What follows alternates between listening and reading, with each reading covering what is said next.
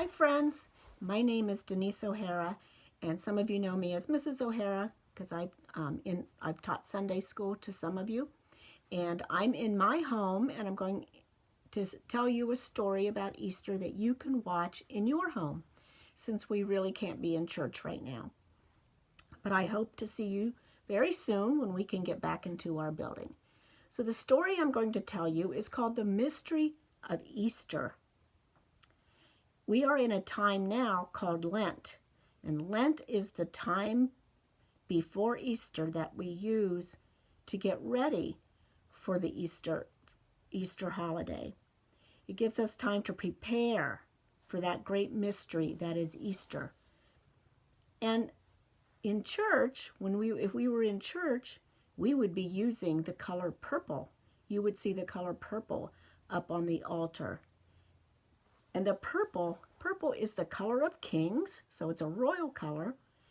And it also signifies preparing for the coming and going and coming again of a king.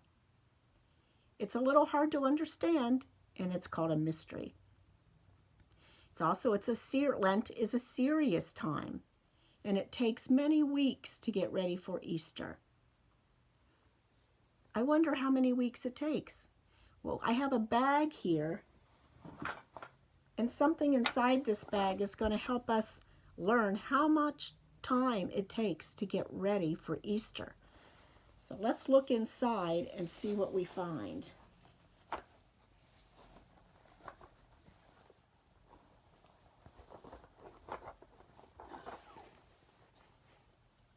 Something purple. It's an odd shape.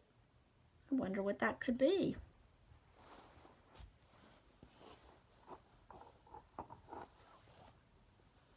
Here's another one. That's two. Another purple piece that's very different.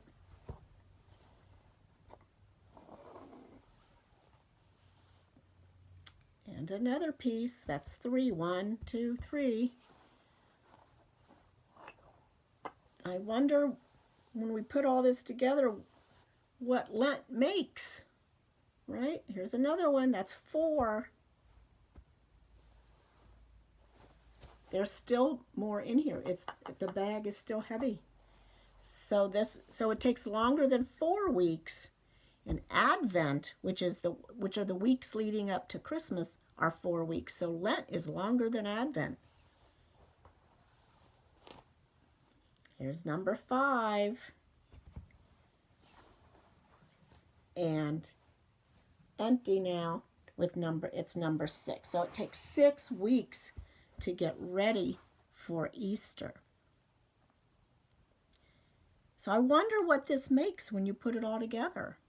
It's like 6 weeks of Lent that all come together at Easter. So let's see what it all makes. I'm going to start with the biggest piece right here. And there's a curved section at the top. I'm going to find another piece that has a curved section. Here it is. It's curved. So this is going to fit together right here. And here's a piece that has a pointed top. And I see a section over here that has room for a pointed top. And there's a section over here this is a curvy piece. And I'm seeing a section right here that's curvy, so I think these are going to fit together. Yeah. And this is just a straight across piece, so this looks like it could fit right there. And this, oops, wrong side. This fits right in here. So what does it make? Look, it all comes together in a cross. It's a serious cross. So Lent is a time of seriousness and serious thinking, and it's also a sad time because Jesus the man was born and lived on this earth, and he died on the cross. But it's also a wonderful time because it brought us Easter when Jesus rose from the dead and came to live among us in our hearts. So let's see what happens when we turn this over. So Easter turns everything inside out and upside down. The color of purple, which can be a sad color, turns into a color of pure joy. So let's see what that is. Oh, look, white on the other side.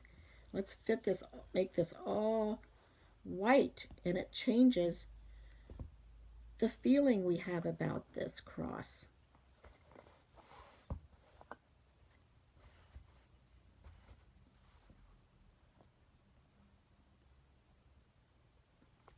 So there it is. Now it looks brighter and lighter, and it gives us a sense of joy. You can't keep Easter in just one Sunday. Easter goes on for 6 weeks, just like each one of these.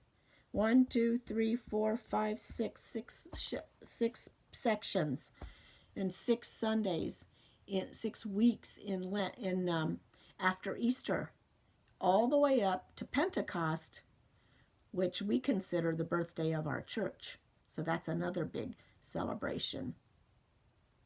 Have you ever seen these colors in church? Do you ever remember seeing the purple cloths up on the altar where the Bible is kept and read from, and where the sermon is given? There are the cloths up there that hang down. At Lent, you will see purple there. But on Easter Sunday, guess what color is up there? White. White.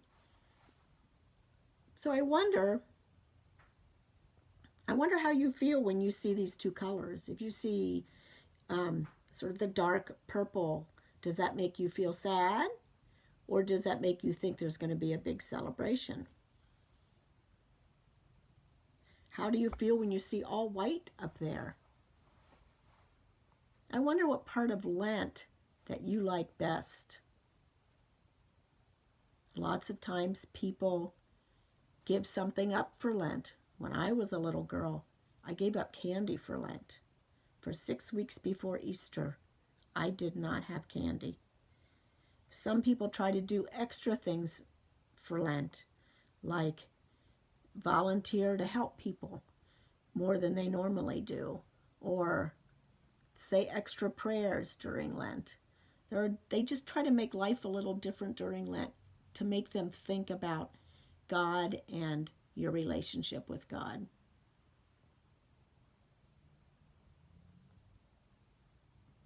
So I wonder how the sadness of Lent and the happiness of Easter work together. How can that make joy? Have you ever thought of that? I wonder where joy comes from. Do you ever feel joy? Joy is more than happy. Having a puppy can make you happy, but joy is a deeper feeling, and it comes from understanding sadness and happiness fitting together. So I wonder how you know when joy is here. Are there some things that just bring you so much joy all the time? Or is it just every now and then you feel joy? Maybe an activity you could do is write down times when you feel really joyful, things that give you joy, and keeping a joy journal. Wouldn't that be fun? So I'm going to let you think about what the mystery of Easter is and what it means to you. It can be hard to understand. I think that's why they're calling it a mystery. But it's something that we need to think about, and that's what Lent is for, is what does Easter mean to us? Okay, friends, it's nice to talk to you, and I hope you're having a nice time at home with your families. Okay? Bye.